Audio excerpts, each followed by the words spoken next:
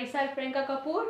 आप लोगों के कॉम्प्लेक्स एनालिसिस टॉपिक चल रहा है, तो कॉम्प्लेक्स एनालिसिस का लास्ट टॉपिक है, आपको इंटीग्रेशन की वैल्यू फाइंड करना है ना। Evaluation of real टिक्नोमेट्रिक integration with evaluation real integration with the help of residue theorem, है ना। मतलब क्या कि ये जो इंटीग्रेशन है ना, ये कुछ आपको डेफिनेट इंटीग्रेशन गिवन होगा, उसको रेजिड्यू थ्योरम लगा के किस सॉल्व करोगे। इजी टॉपिक है, कुछ ज़्यादा नहीं है, देख लेते हैं।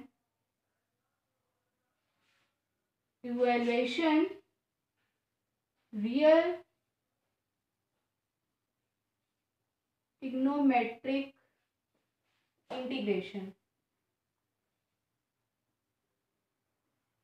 है ना।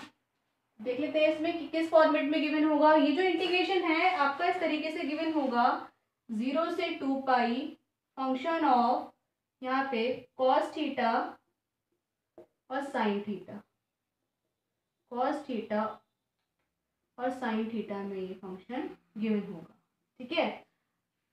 0 से 2 पाई लिमिट गिवन होगी, function cos theta sin theta में गिवन होगा। आपको रेजिड्यू थ्योरम लगानी है, तो रेजिड्यू थ्योरम आपको कहती है कि f of z integration c f of z dz जो होता है वो होता है 2 pi i sum of residue at pole, है ना। यानी कि सीधा सीधा मतलब है कि इस थीटा वाले फंक्शन को z में कन्वर्ट करना है। तो आप जानते हैं थीटा वाले फंक्शन को z में कन्वर्ट करने के लिए आप क्या करते हैं, इसको कन्वर्ट करना है किस में, 0, इसको कन्वर्ट करना है c f of z dz में, ठीक। अब c f of z dz में कन्वर्ट करना है, यानी कि 0 से 2 पाई दे रखा है, यानी कि ऐसा सेंटर, यानी कि ऐसा हमको कंटूर बनाना है, लेकर चलना है जिससे ये सारी कंडीशन फुलफिल हो जाए और cos थीटा sin थीटा जो है वो z में कन्वर्ट हो जाए, है ना। इसके लिए आप क्या करोगे, यहाँ पे लेट कर लोगे मॉड z इक्वल टू 1 ले लिया। अब मॉड z इक्वल टू 1 क्या है, ये आपका सर्किल दे रखा है जिसका सेंटर क्या है 0,0 और रेडियस कितनी है 1 दे रखी है ना। ये हमने एक कंटूर कंसीडर कर लिया इस 0 से 2 पाई के लिए। अब 0 से 2 पाई क्या है कि थीटा की जो वैल्यू है वो 0 से 2 पाई दे रखी है, यहाँ से यहाँ तक पाई, यहाँ से यहाँ तक 2 पाई, है ना। तो ये आपका ये वाली कंडीशन फुलफिल हो गया मॉड z इक्वल टू 1 में। मॉड z इक्वल टू 1 में कन्वर्ट हो गया, तो यहाँ से z क्या हो जाएगा e की पावर i थीटा, है ना। और 1 अपॉन z क्या हो जाएगा यहाँ से e की पावर माइनस i थीटा। तो आप z और 1 बाई z को e की पावर i थीटा e की पावर माइनस i थीटा कह सकते हैं, ठीक। अब देखो यहाँ से cos थीटा क्या हो जाएगा, cos थीटा होता है आपको पता है e की power i theta plus e की power minus i theta divide by 2 होता है ना। तो e की पावर i थीटा को हम क्या लिखें यहाँ से z, माइनस आई थीटा को 1 अपॉन जेड डिवाइड बाई 2। अब cos थीटा की जगह इस फंक्शन में ये कन्वर्ट करने के लिए आपको ये लिखना पड़ेगा, ठीक। ऐसे साइन थीटा e की power I theta minus e की पावर माइनस आई थीटा अपॉन 2i। ये फॉर्मूले हैं, आपको पता होंगे, पढ़े होंगे आप लोगों ने, जब ट्रिग्नोमेट्री स्टार्ट करी थी आप लोगों ने पढ़ी होगी बचपन में। तो अब e की पावर आई थीटा को z माइनस 1 बाई जेड लिख सकते हैं डिवाइड बाई 2i। आई जो है केवल साइन थीटा में आता है, कॉस थीटा में केवल 2 आता है, यानी कि अब साइन थीटा को हमने इससे रिप्लेस कर देना है।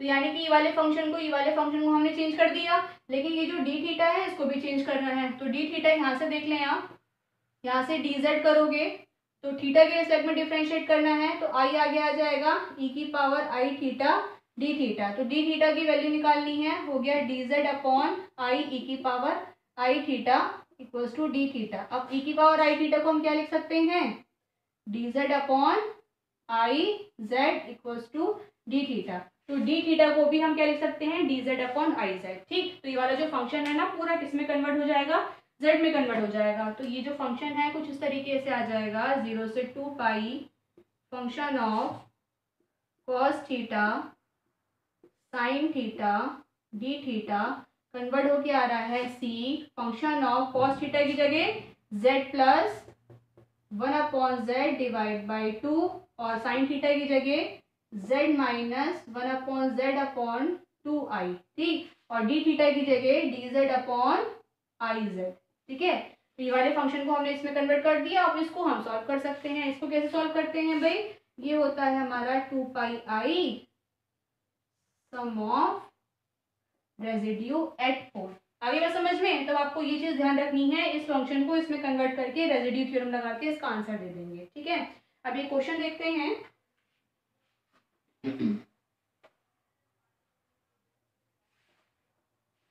इसमें ध्यान रखेंगे लिमिट जो है वो 0 से 2 पाई ही होनी चाहिए। अगर 0 से 2 पाई लिमिट नहीं है तो आपको 0 से 2 पाई लिमिट जो है वो बनानी पड़ेगी। ठीक, एक क्वेश्चन अभी हम और देखेंगे जिसमें लिमिट चेंज होगी। पहले तो सिंपल क्वेश्चन देखते हैं। 0 से 2 पाई 1/2 plus cos theta D theta. देखो इसको तो हम अपने तरीके से भी कर सकते हैं जैसे हम लोग इंटीग्रेशन पढ़ते आए हैं, है ना, लेकिन इसको उससे ना करके इसको हमें किससे करना है, इसको करना है हमको कॉची रेजिड्यू थ्योरम से सॉल्व करना है। ठीक, 0 से 2 पाई दे रखा है तो 0 से 2 पाई थीटा की वैल्यू, तो 2 पाई यानी कि सर्किल लेना पड़ेगा।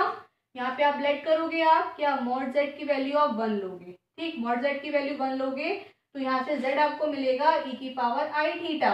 यहाँ से हमको क्या निकालना है, cos थीटा। तो cos थीटा आपको पता है क्या होता है, z प्लस अभी बताया था 1/z/2, है ना, और d थीटा क्या होता है यहाँ से dz/iz। अभी सॉल्व करके आए दोनों बातें, तो ये दोनों बातें आपको इसमें रख देनी है। तो ये वाला जो इंटीग्रेशन है वो कैसा हो जाएगा, मतलब 0 से 2 पाई जो है ना वो हमने कंटूर में चेंज हो गया सी में, है ना, और 1/2 प्लस कॉस थीटा की जगह क्या लगा दें हम, z plus 1/z divide by 2, और डी थीटा की जगह लगा दें हम dz/iz। अब ये 2, अब ये जो i है ये कांस्टेंट है, इंटीग्रेशन के बाहर आ जाएगा, तो 1/i हमने बाहर कर दिया। ठीक है, अभी 2 का एलसीएम ले लो, तो 1/2 2 ज़ा 4 प्लस z प्लस 1/z। अब 2 जो है वो ऊपर चला जाएगा यानी कि 2 ये यहाँ पर बाहर आ जाएगा। ठीक, और साथ में क्या चल रहा है, dz। ठीक, और ये चल रहा है हमारा z मल्टीप्लाई में। ठीक, अब क्या करोगे, यहाँ से z का एलसीएम ले लो, 2/i integration c dz z का एलसीएम लोगे तो आ जाएगा 4z प्लस z² प्लस 1। ठीक, और ये z साथ में चल रहा है और इसका जो z होगा वो न्यूमिनेटर में जाएगा, इस वाले z से ये वाला z कैंसिल हो जाएगा, वैल्यू बचेगी यहाँ से 2/i integration c dz/4z plus z² plus 1। अब इसको देखो सही तरीके से लिख लें हम, 2/i इंटीग्रेशन c, ध्यान रखिएगा लिमिट जो है वो थीटा की थी, इसको हमने c में चेंज करा है तो यहाँ पर लिमिट नहीं आएगी। हमने ये चेंज करके बता दिया कि मॉड z जो है ना वो ये c है, c मतलब कंटूर है, क्लोज कंटूर है। तो dz/ ये आ गई हमारे पास z² प्लस 4z प्लस 1। अब क्या करो, केवल इस पार्ट को सॉल्व करो डिनोमिनेटर। अब इसको क्या करो, रेजिड्यू निकालना है ना, तो रेजिड्यू निकालना है तो हमको क्या जरूरत होगी, पोल की जरूरत पड़ेगी। तो पोल की जरूरत पड़ेगी तो उसके लिए हम धराचार्य लगा दें यहाँ पे, है ना। अब क्या करो, इसको सॉल्व करो, z² प्लस 4z प्लस 1, इसके देखो दो ही रूट आएंगे, z² के दो ही रूट आएंगे, तो एक रूट मान लिया अल्फा z माइनस अल्फा और एक मान लिया हमने बीटा, यानी कि सिंपल z अल्फा और बीटा की हमको वैल्यू निकालनी है। तो आपको पता है क्या होता है, माइनस का b plus minus √b² minus 4ac/2a। यहाँ पर b की वैल्यू कितनी दे रखी है, माइनस का 4 प्लस माइनस b² कितना हो गया 16 माइनस 4ac मतलब 4, a और c कितना है 1 दे रखा है डिवाइड बाई 2। इसको सॉल्व करोगे वैल्यू आ जाएगी यहाँ से 4 प्लस माइनस 2√3 डिवाइड बाई 2। यहाँ से जो वैल्यू आ जाएगी माइनस का 4 माइनस का 2 प्लस माइनस √3। ठीक, ये आपके दो रूट आ गए, प्लस माइनस दो रूट आ गए ना, तो अल्फा को हमने प्लस वाला ले लिया 2 प्लस √3 और बीटा को हमने ले लिया माइनस वाला -2 माइनस √3। ठीक, इसको देखो सॉल्व करेंगे हम तो कुछ इसकी वैल्यू आ जाएगी 0.26 और इसकी जो वैल्यू आ जाएगी बीटा की वो माइनस का 3.73। ये हमने इसलिए निकाला है क्योंकि हमें पहले चेक करना है कि जो रूट है कौन सा सर्किल के अंदर है और कौन सा सर्किल के बाहर है ना। सर्किल हमने क्या लिया था, मॉड z = 1 लिया था, यानी कि हमने एक सर्किल लिया था ये वाला जिसका जो रेडियस थी वो 1 थी। अब रेडियस 1 थी तो 0.26 जो है वो 1 से छोटी है, यानी कि ये वाला अंदर लाई करेगा, अल्फा कहीं अंदर लाई करेगा, लेकिन माइनस का 3.73 है ये कहीं बाहर लाई करेगा, यहाँ पर माइनस का 7.73। तो बाहर वाले रूट रेजिड्यू नहीं लेता है, एनालिटिक जो होता है वो अंदर होता है, जहाँ पर फंक्शन एनालिटिक होता है वहीं पर हम रेजिड्यू थ्योरम लगाते हैं। तो फंक्शन एनालिटिक अंदर होता है तो रूट हमें अंदर वाला लेना है, बाहर वाला नहीं लेना है। अभी बात समझ में। तो ये हमारा ये काम का नहीं है, बीटा केवल अल्फा काम का है ना। तो अब इसको देखते हैं, जो अल्फा काम का है तो रेसिड्यू फाइंड करते हैं। ठीक, यहाँ तक बात समझ में आ गई होगी।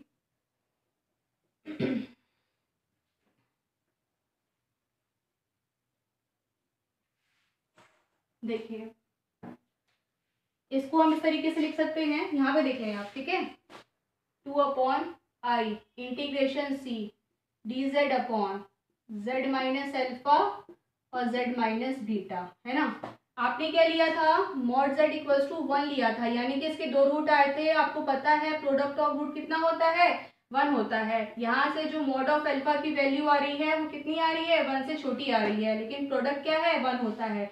जब एक 1 से छोटा है तो दूसरे को 1 से क्या होना पड़ेगा, ग्रेटर होना पड़ेगा, तभी तो इसका 1 आएगा, इज ग्रेटर देन 1। ठीक, सर्किल हमने 1 ले लिया है, यानी कि इसका जो बाउंड्री है वो 1 रेडियस की है, तो बाउंड्री के बाहर हमको नहीं जाना है, बाउंड्री के अंदर हमको रहना है, यानी कि ऐसा रूट लेना है जिसकी वैल्यू लेस देन 1 होगी। तो हमेशा आपका जो रूट जो काम करेगा ना वो लेस देन वाला काम करेगा, ग्रेटर देन वाला नहीं करेगा। यहाँ तक आपको सभी में करना है। आपको रूट फाइंड करने हैं, कौन सा बड़ा है 1 से, कौन सा छोटा है, यानी कि केवल इसी पर सिंगुलैरिटी मिलेगी, मतलब सिंगुलैरिटी दोनों पर मिल रही है, लेकिन एनालिटिक कहाँ पर है, यहाँ पर एनालिटिक है, मतलब ये सिंगुलैरिटी इस सर्किल के अंदर लाई कर रही है ना। तो रेजिड्यू हम यहाँ पे निकालेंगे। ठीक है, तो रेजिड्यू निकालने के लिए अब ये देखो z equals to z alpha equals to ये आ रहा है, ये कितने ऑर्डर का आ रहा है, ये जो ऑर्डर है इसका 1 है, यानी कि सिंपल है, तो सिंपल पोल है, तो सिंपल पोल पे आप कैसे निकालते हो, लिमिट वाली लगा दें हम, सिंपल वाली, तो आ जाएगा residue at z equals to alpha पर क्या होता है, limit z tends to alpha z minus alpha function of z। Function of z क्या है, ये 2/i मतलब नहीं है, हमारा अंदर वाले से मतलब है, फंक्शन ऑफ z से मतलब है, ये कांस्टेंट है, इसका बाद में गेम देखेंगे। ठीक, तो ये हो गया z माइनस अल्फा और ये z माइनस बीटा, ये z माइनस अल्फा से z माइनस अल्फा कैंसिल हो गया, आपने अल्फा यहाँ पे लिमिट लगा दी, तो कितना आ गया 1/अल्फा माइनस बीटा। अब अल्फा की वैल्यू और बीटा की वैल्यू यहाँ पर पुट कर देंगे। अल्फा आपका आ रहा था 1/-2 प्लस √3 और ये आ रहा था -2 माइनस √3। अभी हम लोगों ने वैल्यू निकाली है इसकी, तो माइनस अंदर भेजोगे यहाँ से तो ये वैल्यू हो जाएगी हमारी ये प्लस की और ये भी प्लस की हो जाएगी। ठीक, ये -2 से ये -2 कैंसिल हो जाएगा, यहाँ से वैल्यू बचेगी 2√3। तो ये क्या आ गया, ये रेजिड्यू आ गया हमारा, है ना, ये रेजिड्यू आ गया। लेकिन ये वाला जो इंटीग्रेशन है वो कैसे कन्वर्ट करा हम लोगों ने, 0 से 2π 1/2 plus cos theta D theta क्या होता है 2/i f of c integration of c f of z dz में कन्वर्ट करा था, है ना, ये फंक्शन ऑफ z ये 2/i। अब इसकी वैल्यू क्या होती है 2πi into sum of residue, तो 2πi into sum of residue मतलब 2πi सम ऑफ रेजिड्यू कितना, सम ऑफ रेजिड्यू हमारा आ रहा है, केवल एक ही तो है, सम ऑफ रेजिड्यू की बात ही नहीं, क्योंकि अल्फा ही अंदर आ रहा है, बीटा तो आ नहीं रहा है, तो 2/1/2√3। ठीक, ये वैल्यू आ गई, तो ये 2 से ये 2 कैंसिल हो गया, ये साइड से ये कैंसिल हो गया, तो वैल्यू आ गई 2π/3। ये इस इंटीग्रेशन की वैल्यू हो गई। आई होप समझ में आया होगा ये क्वेश्चन। ठीक है, एक क्वेश्चन देखो ऐसा भी आता है, ये आपका फाइनल आंसर है। एक क्वेश्चन ऐसा भी आता है जिसमें ये 0 से 2π लिमिट ना देखकर 0 से π लिमिट दे रखी होगी, है ना, तो लेकिन आप ये वाला जो मैटर है ये उसी में लगा सकते हो जहाँ पर लिमिट 0 से 2π है। तो कुछ नहीं करना होता है, यहाँ पे एंगल को डबल कर दोगे तो लिमिट कैसी हो जाएगी, डबल हो जाएगी, 0 से 2π हो जाएगी, अगर 0 से π दे रखी है। आ गई बात समझ में। तो इस तरीके के क्वेश्चन को आप सॉल्व करिए, कोई डाउट हो कोई परेशानी हो तो पूछिए मेरे से। अभी 1-2 तरीके के इंटीग्रेशन और रह गए हैं जिसमें जो लिमिट है ना वो -∞ से इन्फिनिटी दे रखी हो, तो उसको हम कैसे कॉची रेजिड्यू थ्योरम की हेल्प से सॉल्व कर सकते हैं वो आगे पढ़ेंगे। अभी फिलहाल आप इस तरीके के क्वेश्चन सॉल्व करिए। ठीक है, थैंक्स फॉर वॉचिंग, अच्छे से पढ़ाई करिए, बाय।